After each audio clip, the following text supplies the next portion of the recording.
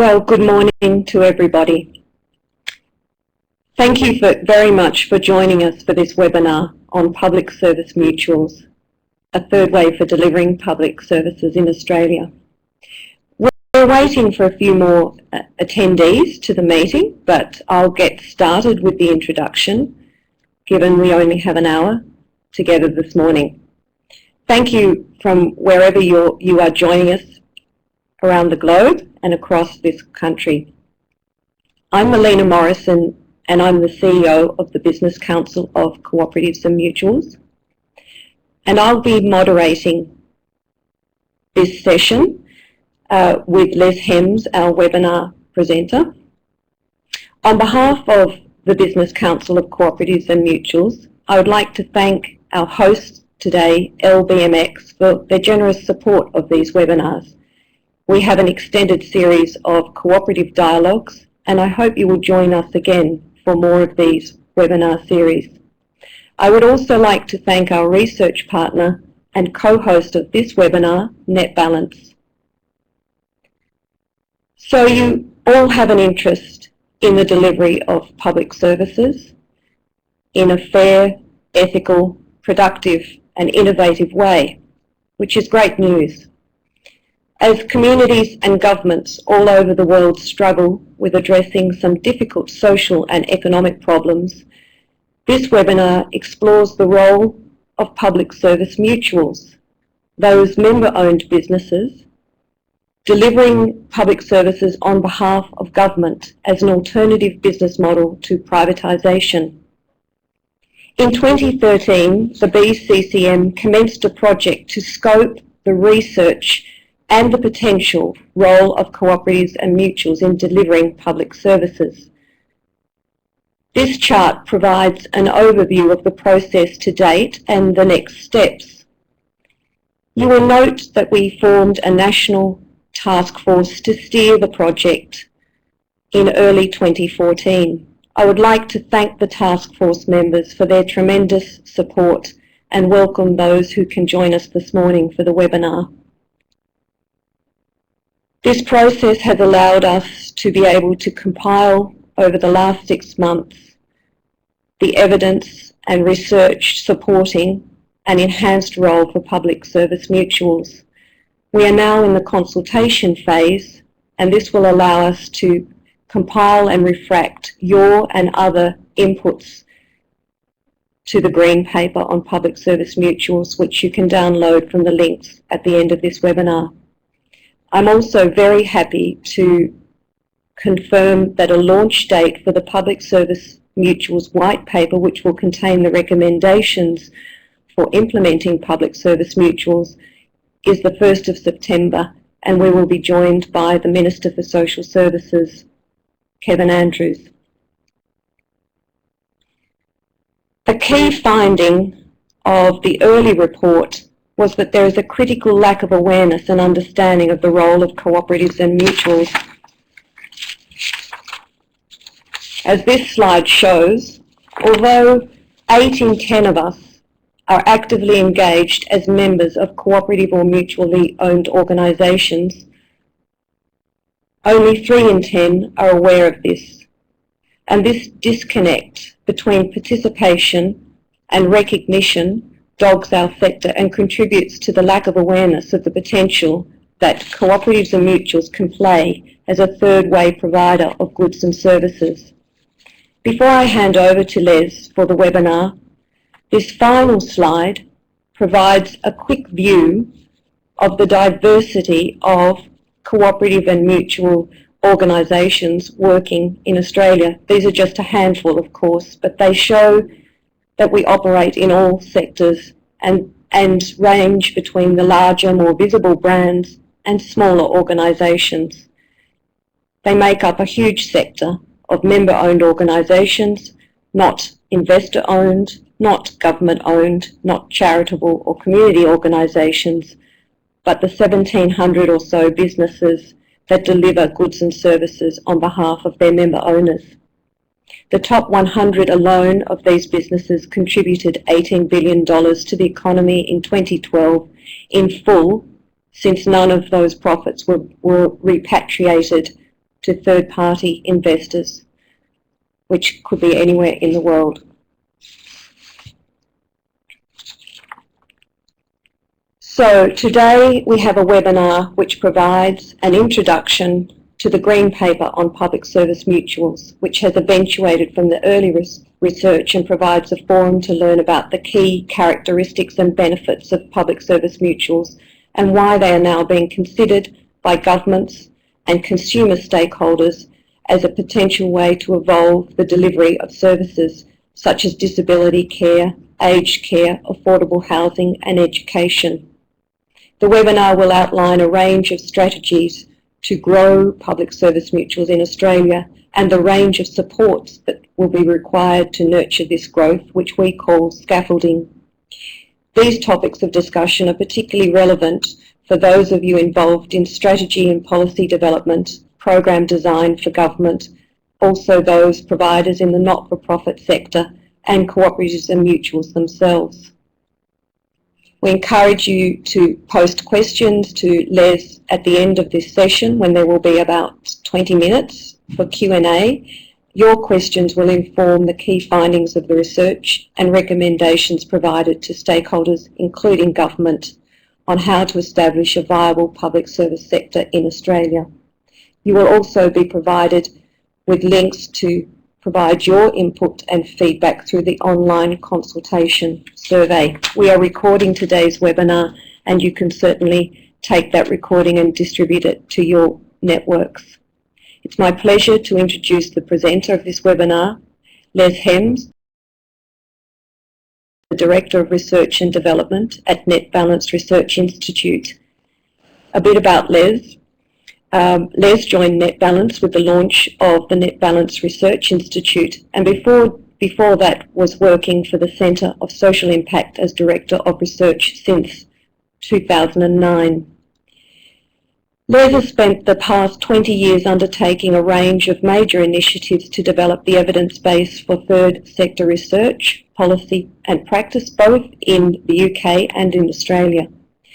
Les was responsible for CSI's research on impact investing and social finance, including assessing the feasibility of implementing social impact bonds in New South Wales, which I'm sure you've heard about, and the actions needed to create a capital market for social investment in Australia. Les will present on the Public Service Mutuals project for about 30 minutes. After that, we'll be very happy to take your questions, comments and input. Les, if I could ask you to start sharing the webcam, unmute your mic.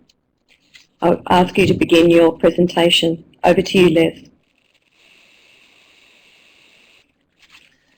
Thanks, Malia, and hello everyone. I'd like to start the webinar and the review of the Green Paper by providing some context and some of the drivers for change which are creating a significant program of public service reform. And I think the biggest driver is clearly the government's clear intention through the National Commission of Audit's recommendations and what appeared in the budget statement for 2014, that government wants to exit the direct delivery of public services and to let organisations which are better placed outside of government to deliver public services. So we're about to embark, and in fact the process has already started, in terms of privatising and outsourcing government services. Now, alongside that one driver, there is something which I think we all see as a hugely influential and positive development, not just with this government but previous governments, and that is to shift the funding of public services to the participants, clients, customers, as it were, of public services through client-directed care.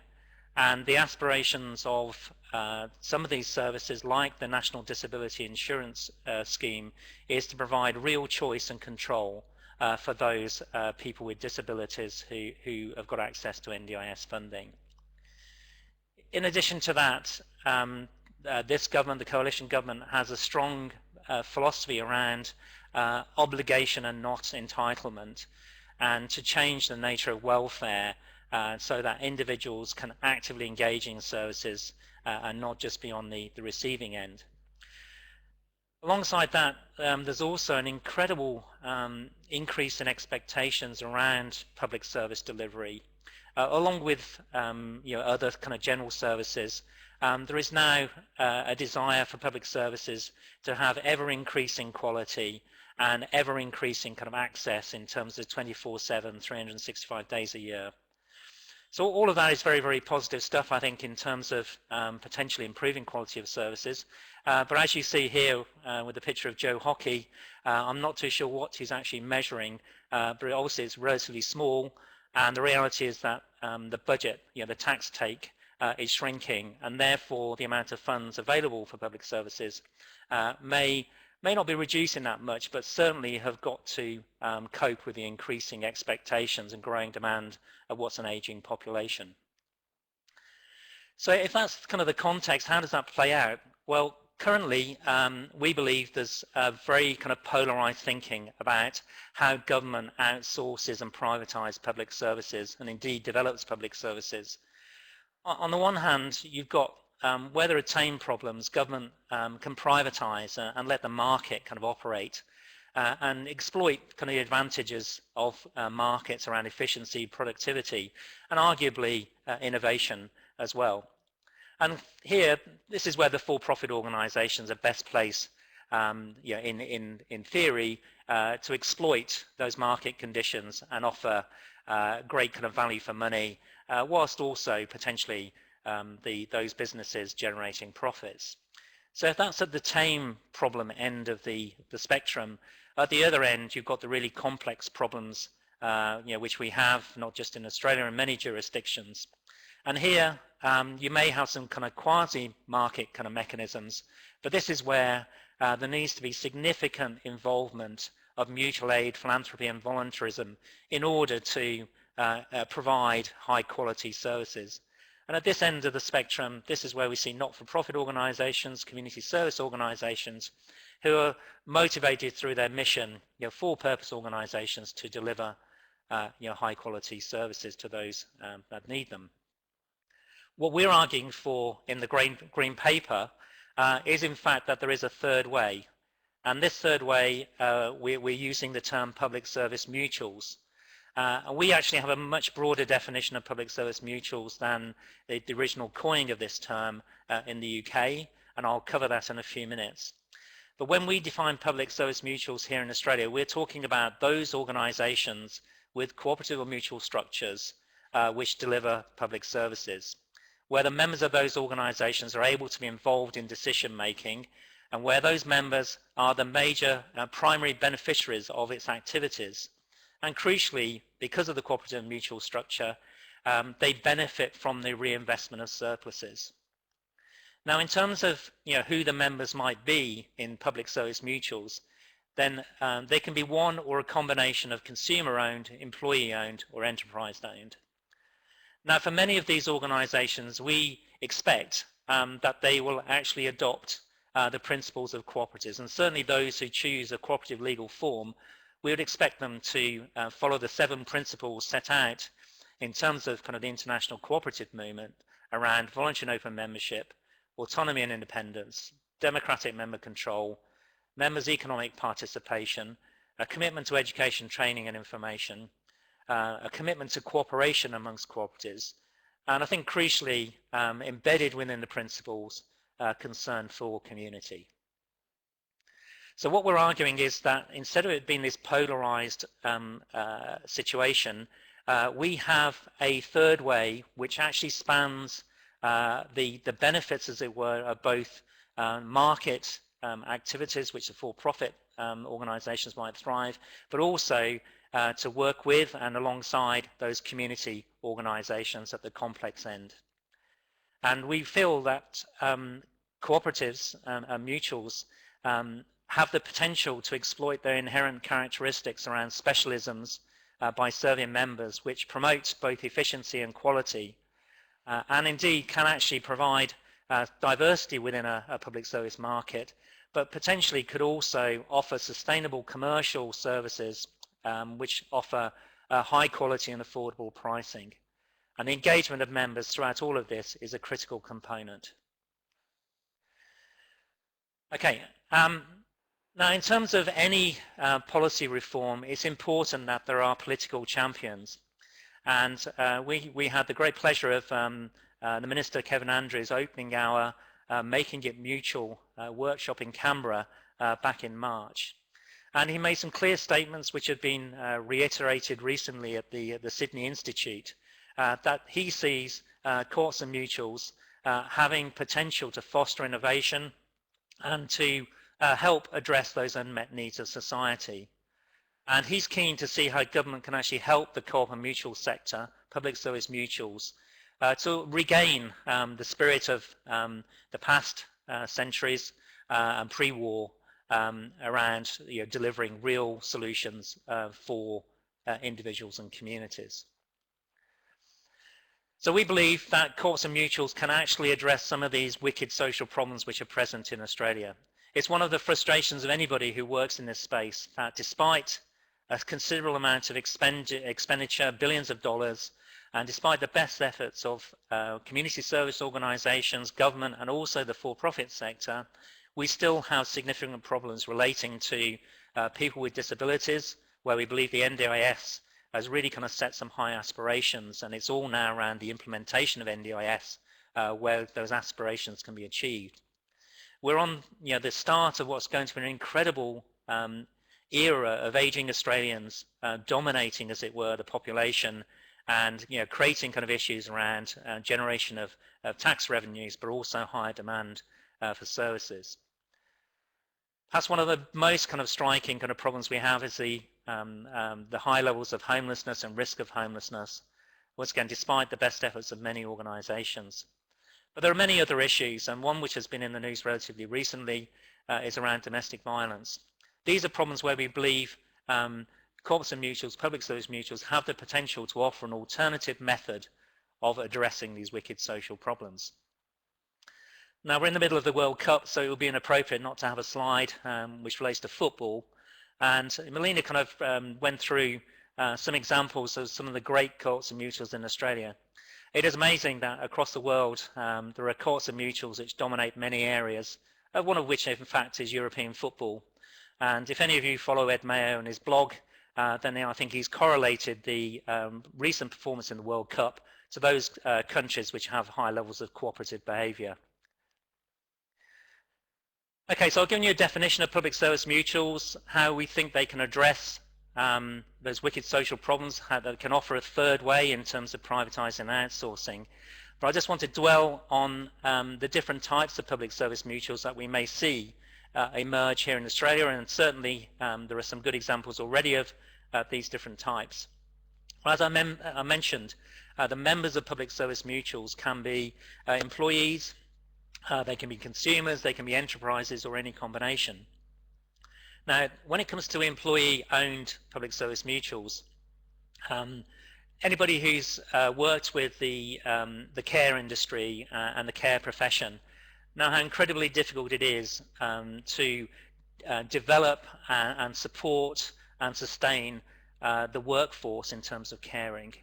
One way of actually achieving those goals in terms of promoting the workforce is to promote the idea of employee ownership, where you actually give those people who are doing the job on the coalface control over their organisation, and not to allow an executive or third party to have control over their activities. And once again, we have some great examples here in Australia, and we'll look at those in a minute. One area where we think there's huge potential in public service delivery relates to consumer-owned cooperatives. Now, this is where obviously those who consume goods and services have the potential of exploiting the inherent characteristics of co-ops and mutuals in terms of serving member needs, consumers' needs, and ensuring that every dollar of surplus is reinvested back into the organisation to further promote consumer benefit. And we have once again some great examples, and one of them is actually the Barossa Retail Co-op, which has managed to provide a fantastic kind of service to consumers in the Barossa area using a cooperative structure. But there are also public service examples which we think are really important, and we'll come on to those in a moment. But there are also kind of enterprise-owned cooperatives. So these are co-ops which are made up of different businesses, self-employed people, and indeed other cooperatives.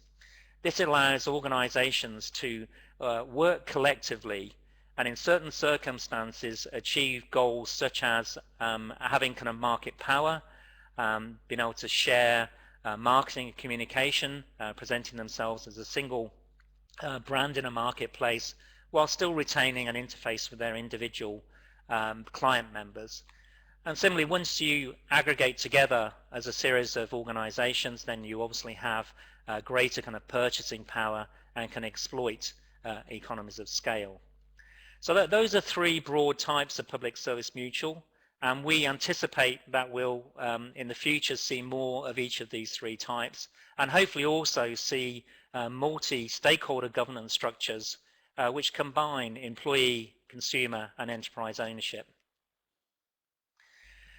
Now I wanted to just spend a bit of time on employee-owned public service mutuals because there's been a lot of interest in this in the UK and which has also generated a lot of interest here in Australia. So what is an employee-owned spin-out? Now these are defined by the Cabinet Office in the UK, which has actually got a dedicated public service mutuals kind of unit. So a public service mutual employee-owned is an organisation that has spun out of the public sector and continues to deliver public services and involves a high degree of employee control. So effectively what we're talking about is teams of people currently sitting within the public service, and in the UK it started very much within the National Health Service, and then continuing to act as a team delivering that service, but they'll actually be an independent social enterprise using a cooperative or mutual structure. Now one of the key advantages of such an approach, and well articulated in a number of reports which are available on the Cabinet Office website, is this virtual circle that a cooperative or mutual structure allows you to utilize, where you're seeking actively to engage the key stakeholders and to generate value for all stakeholders, but specifically the beneficiaries of a service, the clients of a service. But because it's a virtual circle, you're also investing in the business, strengthening the balance sheet, investing in things like research and development and in a public service innovation to ensure that the performance of the organization is always as high as possible to deliver that ongoing value. So there is very little leakage of dollars or effort outside the system. So when it comes to public service delivery, especially in times of austerity as in the UK and increasing budget pressure here in Australia, then clearly a mechanism which does that reinvestment is particularly attractive. Now there's been a phenomenal growth of public service mutuals in the UK over the last 5 or 6 years. The origins of public service mutuals can actually be tracked back several decades. But what really kind of caused the growth phase was a series of policy levers which provided the context for public service mutuals to thrive and to multiply. Now one of them was a policy initially kind of set out and targeted very much around the National Health Service, but then embedded in broader public service legislation, is the right to provide or request, where public service employees have the right effectively to take over the delivery of service. So a team within the public service can work together and say, look, we think we can actually do a really good job outside of the government bureaucracy in an independent social enterprise. So they then had a mechanism to say, we want to do this, and then a process which allowed them to explore the creation of such a public service mutual, and then if appropriate in terms of the business plans and so on, to then actually spin out and be a successful organization. But it's not just public service employees which had such a right to challenge the status quo or arguably the polarized thinking. Communities themselves also had the right to challenge. So they could say, we would like to run the local library ourselves and not for it to be government run. And once again, they would have to kind of develop their business case to show that it's a feasible and viable commercial and social kind of proposition. but they had the right to challenge the existing status quo. There were other acts and supports which became very, very influential. One was a general policy around the importance of localism, which embodied a whole range of different activities around communities, individuals taking control over their own lives and being able to shape how services are delivered. There were also some very public policy area specific initiatives which were transformational. And one of them relates to academy schools. And this is another example of government withdrawing from direct delivery of public services. And in the UK there's a range of different models of allowing schools to operate independently. And one of the most successful is where schools become cooperatives and have a cooperative structure with community ownership and community governance to run their schools. And then finally, the Social Value Act has been something which has really promoted the notion that public service can be delivered in a way which generates both kind of economic value and also social value and broader societal value. So those have been some very, very important policy levers. And what that means is there's been a whole kind of range of initiatives created, new organizations, and by autumn 2013 there were 65 projects, PSMs in existence, delivering over $1 billion worth of services. Okay, so what learning can we take from the UK? Well, critically, political support, the policy drivers that we've seen, the ability to identify these strong discrete businesses, which can be public service mutuals, commitment to quality management, where there's low capital requirements, easier to do than where there's high capital requirements, and a supportive trade union movement. So that's very much the learning from the UK and the notion of employee-owned public service mutuals. What I want to do now is just run through some case studies which can cover some of the other options in terms of member and ownership structure, consumers, enterprises, and indeed multi-stakeholder. Now, we have one fantastic case study in terms of the National Health Co-op, originally called West Belconnen Health Co-op, and it originated where there was a lack of GP services in a part of Canberra, no bulk billing, and the community worked together to provide a solution. So they built a consumer-owned cooperative. It took a number of years to actually develop, but since it's launched, it is growing at considerable pace, going from 1 GP and around 2,000 consumer owner members up to, I think, 7 GP practices with somewhere between 25 and 30,000 consumer member owners. Their aspirations are to provide integrated healthcare. This isn't just solving the community problem in terms of providing a GP, that was the start, but now they're actually seeking to provide very, very cost effectively a real integrated healthcare system to their community.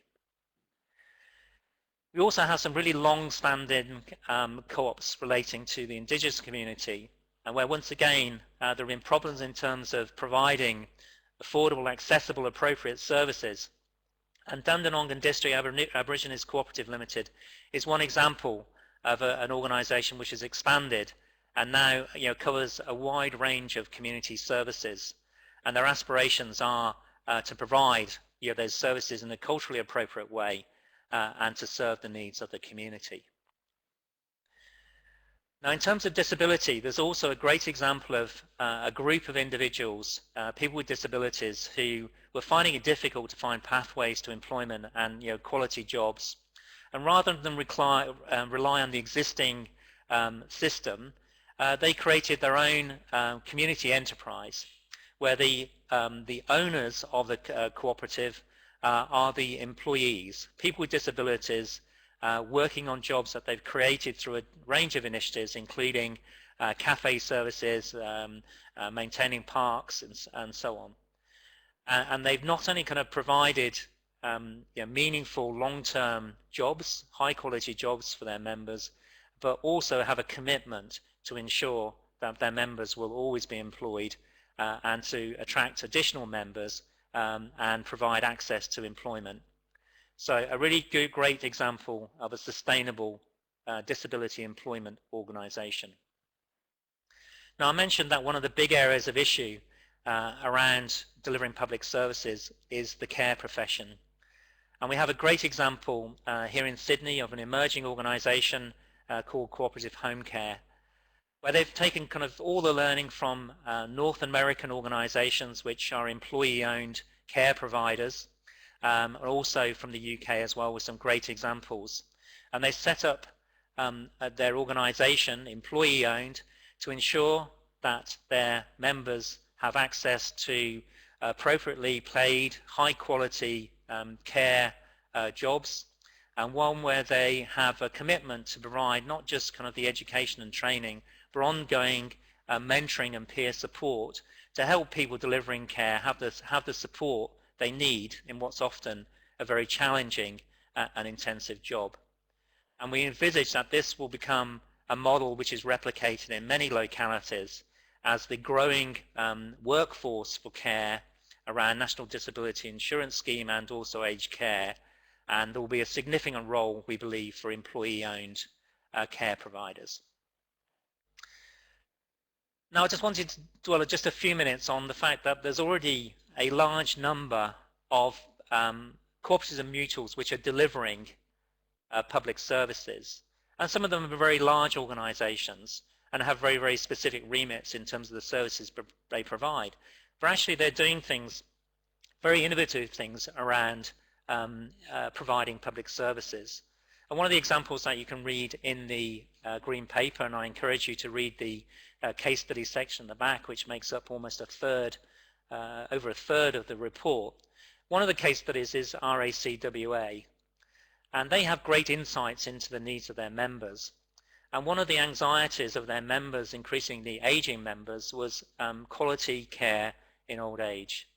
And what RACWA have done is they've actually acquired an existing retirement village, St. Ives Group, in order to provide access for their members to the type of quality services that they need. But we also have some great examples of the health insurance, where they're doing very innovative things in terms of ensuring the prevention side of health rather than just covering insurance services. As we all know, kind of investing in early intervention and prevention is obviously the best way of reducing costs and delivering better outcomes for individuals. We also have some great examples of the NRMA with the Wellbeing Navigator, which is about to be launched, which provides not just the members of the NRMA, but people generally, some way of navigating how to access services as you're seeking kind of support and independent living. Bank MEC have a great example in terms of the work they're doing around microfinance and financial exclusion, and working within low-income communities. Okay, so when thinking about the benefits of public service mutuals in Australia, one of the most important things that we identified earlier on and resonates with our idea of the polarized thinking is just a notion that an ecosystem where there's diversity of organizational forms is likely to be more resilient and the whole market to thrive. So public service mutuals at one level just offer organizational diversity. There isn't that kind of polarized option. An alternative method for government outsourcing and privatising, which is linked to that, once again, to try and move away from that polarised thinking. And crucially, through the insights of members and also the employees, those providing public services, the chance to actually innovate, to operate outside the existing ways of delivery. So we see those three integrated opportunities for Australia. Now, just kind of working through what that actually offers, and I'm not going to go through the detail, but diversity gives alternatives, a basis of resilience, the reinvestment of any surpluses back into the business to drive greater member value and business value and broader community value. We think there's huge opportunities for cooperatives and mutuals when it comes to the increasing use of consumer or client-directed care, where those people receiving services become the owners and drivers of decision-making within those organizations. And similarly, and I will reiterate this point because I think it's so important, once you engage members, as we know from those who are promoting things like co-design, that innovation comes from when you have a deeper understanding of the needs of the beneficiaries, the clients of services. And I think related to that is this notion of the reinvestment of surpluses, also supporting kind of the incremental innovation and continuous improvement of organizations to ensure ongoing value for money and options for significant improvements in particular service delivery. Now, we tried to argue the point around the value of public service mutuals by looking at the inherent failures of different approaches around using market mechanisms where for-profits operate, where community service organizations operate, and where governments deliver services. And this is not saying that there's anything fundamentally wrong with any of the organizations delivering public services in the for-profit sector and not-for-profit sector, but by virtue of how they're structured, there are failures, and academics have made whole careers on identifying the nature of these failures and trying to explain how they can be addressed. We believe that one way of addressing many of these failures is by using a public service mutual option. So where do the benefits fall? We believe public service mutuals will offer significant benefits for individuals in terms of that choice and control.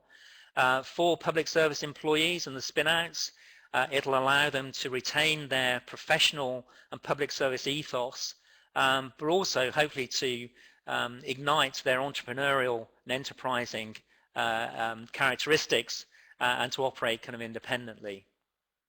We also think there's going to be huge opportunities in these new public service markets for existing providers of services to group together into enterprise-owned cooperatives. We often see lead organizations and consortia approaches to public funding. Well, those could actually be facilitated and developed through cooperative structures. And we also envisage that many communities will almost kind of want to take that right to challenge existing provision and take control over delivering community services in their own community. Perhaps though the biggest benefit, given the government policies around reducing their involvement in public service delivery, client-directed care, increasing choice and control, is for public service mutuals to be that third way option for privatizing and outsourcing. So we've identified in the last few minutes before I kind of close off and perhaps we can move to questions. We see there's a range of different strategies for expanding the role of public service mutuals. So one is just expanding the existing public service mutuals, allowing kind of organizations to grow in a very traditional way. But we believe there's huge opportunities around franchising, social franchising if you wish, and also just this sheer replication emulation of successful models which often takes place. We also think there's huge opportunities for existing what might be called commercial cooperatives and mutuals to extend their activities to include public services, and using kind of other jargon which is around at the moment, create shared value. But we think probably the biggest area is the creation of new organizations. Those which are spun out from government, the employee owned, we see that could also be relevant for not-for-profits and indeed for-profits, where they actually choose to give workers the opportunity to operate as independent entities.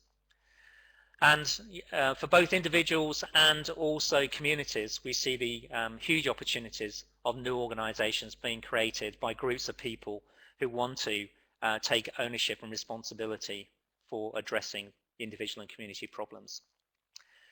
Now, as Melina mentioned, this isn't going to happen without some form of ongoing support. And we use the term scaffolding to help this happen. And we see some critical areas that do need scaffolding, and one which Melina mentioned right at the beginning is just promoting awareness of the option to use a cooperative and mutual structure. I think there needs to be a program of training, capacity building, and expert advice, but it has to be grounded in the needs of communities and individuals. Creating an enabling kind of legal regulatory environments, we have a lot of that in place, but I think more could be done to support that. All new organizations and organizations that grow need access to some form of startup or working capital. And once again, there's some potential avenues for accessing that capital. But then perhaps crucially what we need to do is develop an ecosystem which allows existing co-ops and mutuals to help create new co-ops and mutuals. So ultimately, that scaffolding challenge ends up being something which will involve a wide range of stakeholders if we're to be successful in growing public service mutuals. So just to summarize, we believe that public service mutuals can work where there is a suitable service for spinning out if it's an employee owned, or for a community to create their own organization. You have to ensure that the organization, the new mutual, will actually be able to deliver the services and how easy it is to get the important components in place.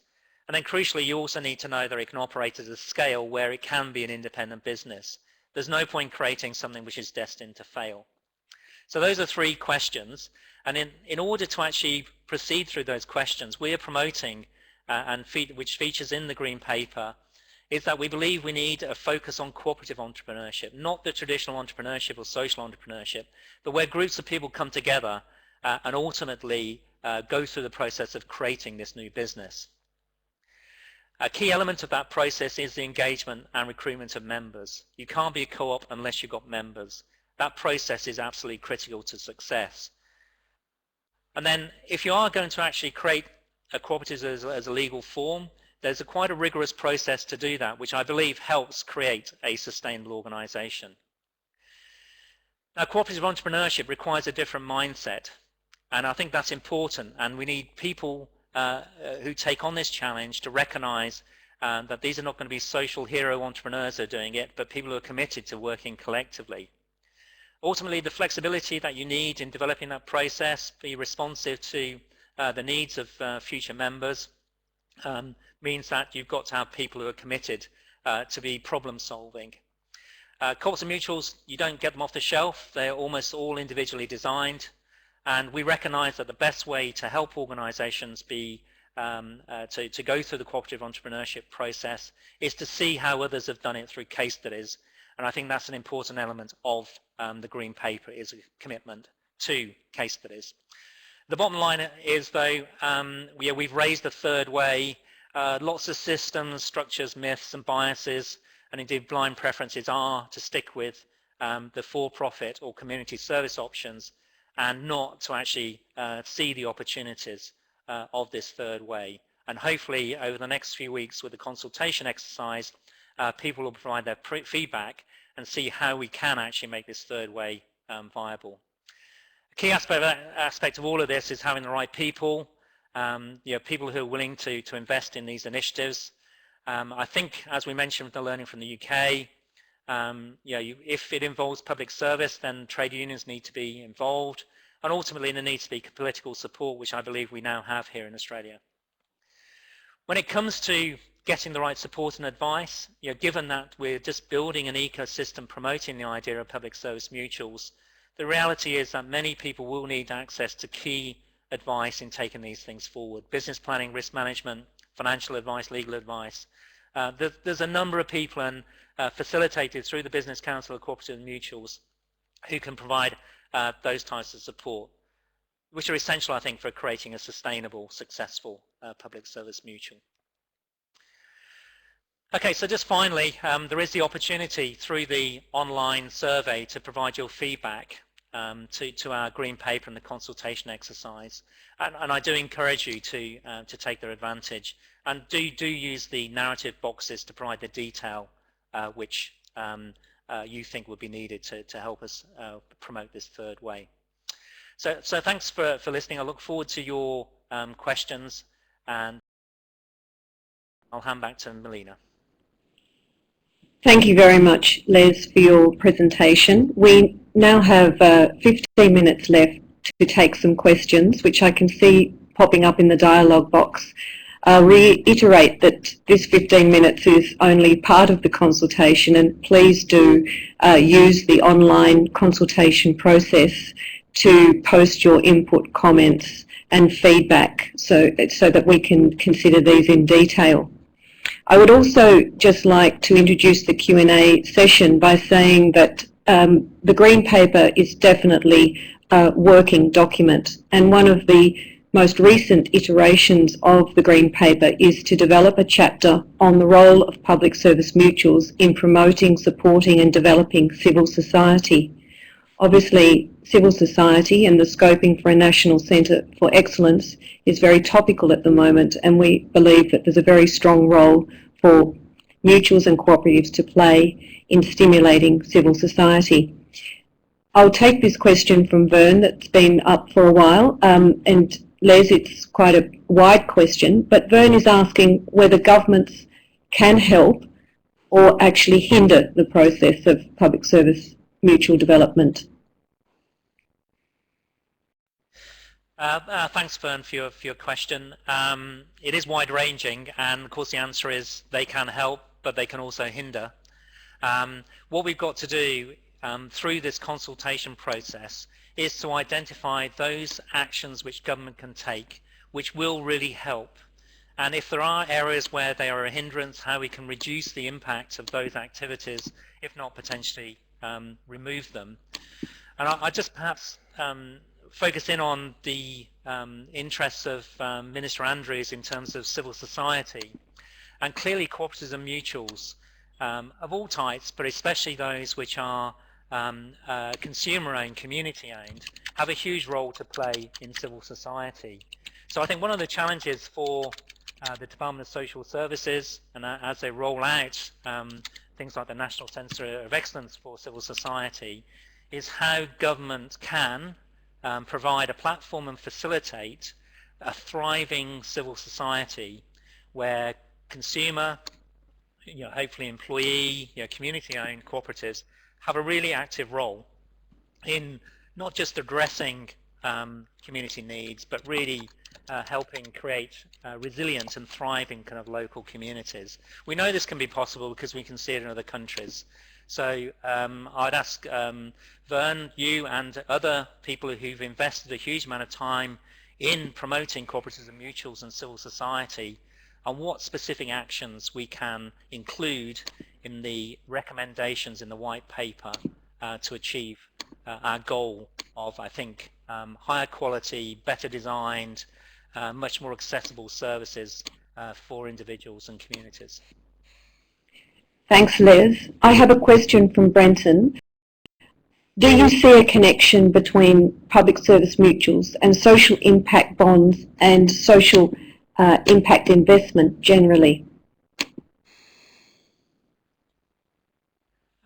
Yeah, good. Once again, great question, Brenton. And in fact, we're doing a piece of work at the moment, early days in terms of not in the public domain, where we're actively seeking to link what effectively is a cooperative collective impact initiative with social finance, and potentially using a number of different mechanisms to get capital into a program which addresses a number of those wicked social problems. So I see the next generation of public service mutuals as being actively accessing social finance and accessing those who are interested in social impact investing.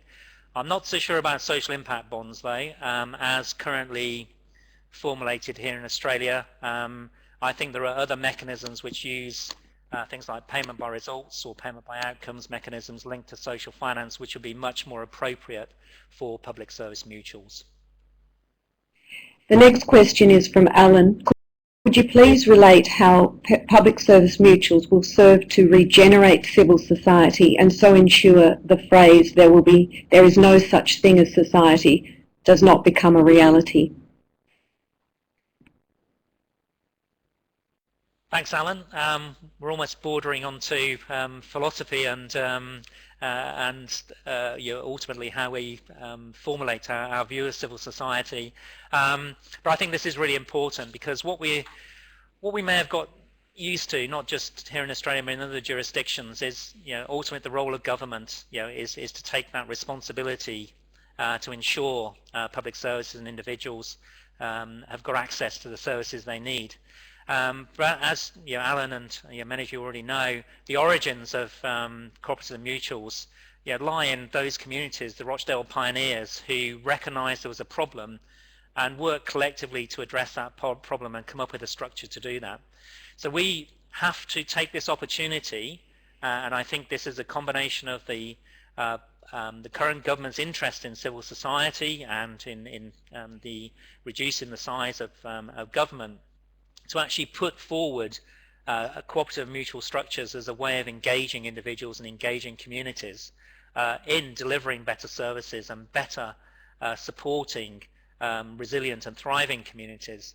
And I am thinking here, especially in kind of regional Australia, I see, and as in the McClure report, which was released a few days ago, I think cooperative mutuals have a huge role to play in creating those resilient communities in regional areas.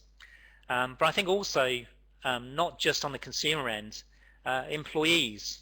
So if you take examples like Barossa, it's consumer owned, but most of the people who work there are also consumer owners.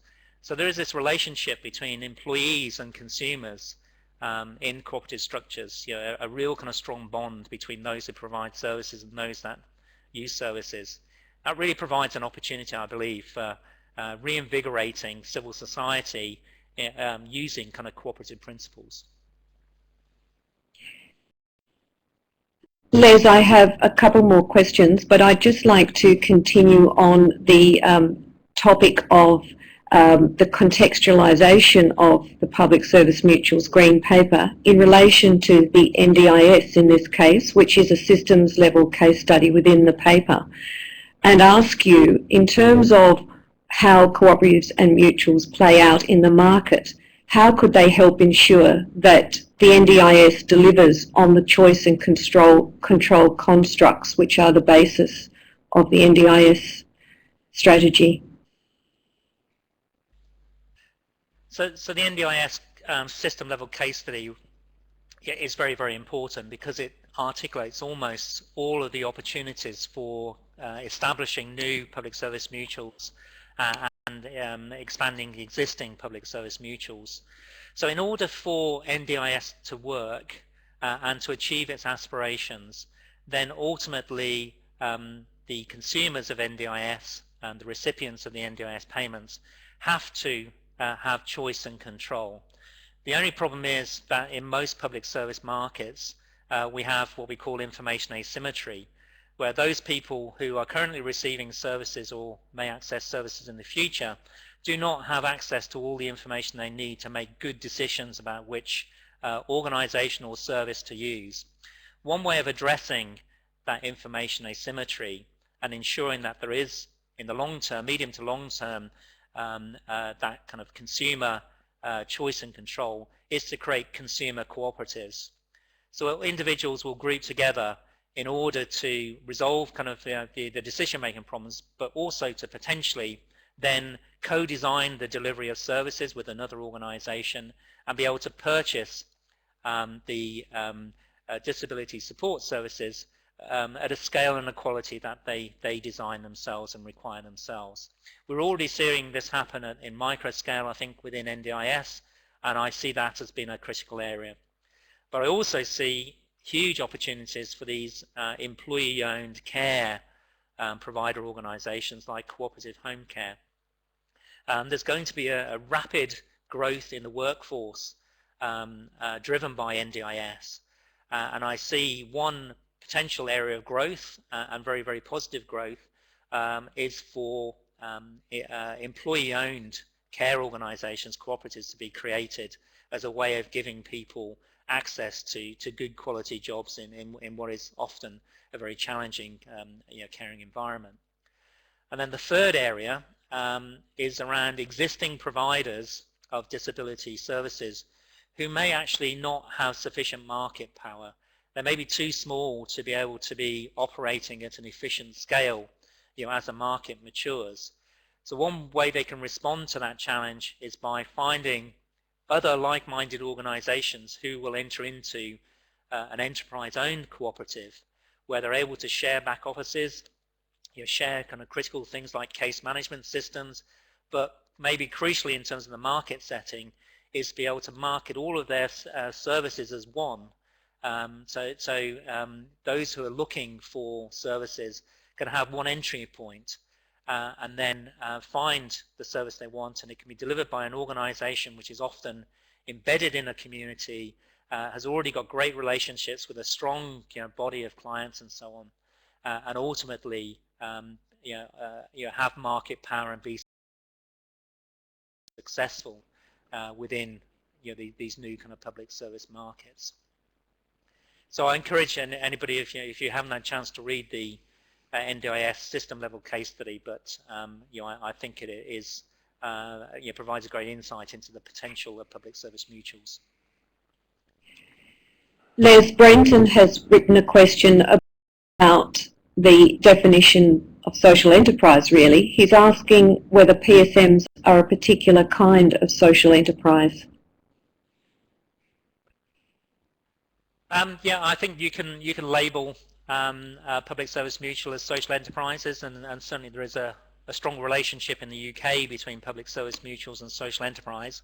So, but in the usual kind of Venn diagram way, PSMs are a certain type of social enterprise. They clearly co-create commercial and social value, and that social value is for many their fundamental mission. So I think there's no issue in terms of cooperatives and mutuals delivering public services, public service mutuals being defined as social enterprises. Graham West. Sorry, can I just kind of add?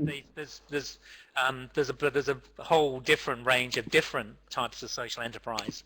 So, and I think it's one of those challenges is to, perhaps have one of those robust classification systems for different types of social enterprise. So PSMs can be slotted in against a number of different types of social enterprise. We have time for just one, maybe two more questions, Les, but I will reiterate that we can respond to the questions that we didn't reach today, either through the online survey process or directly to you, and we will certainly send slide packs, the recording of today's webinar, and other links to you. Graham West writes, where do PSMs in the UK example sit in the budget bid process?